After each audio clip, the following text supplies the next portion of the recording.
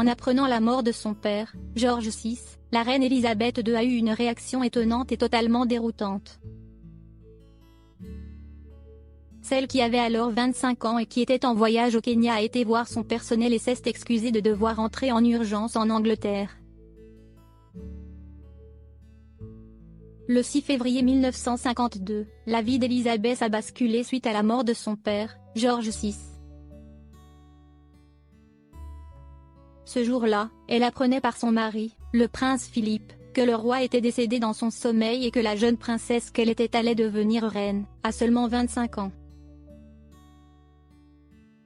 Alors que son père venait de rendre son dernier souffle, celle qui est désormais la reine Elisabeth II avait été s'excuser auprès de son personnel. En effet, elle était alors en voyage au Kenya quand elle l'a appris et devait rentrer précipitamment avec son équipe afin de régler les détails de son décès. Comme relayé par le Mirror, dans son livre d'auteur aux vampires, Life à Mountbatten, Pamela X révèle que la monarque aujourd'hui âgée de 93 ans était restée calme à l'annonce de la mauvaise nouvelle et avait lancé à son personnel « Je suis vraiment désolée.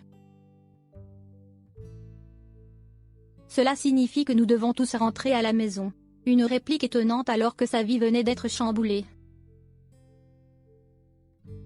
Toujours est-il qu'elle voulait absolument évoquer les conditions de son retour et ses nouveaux devoirs royaux.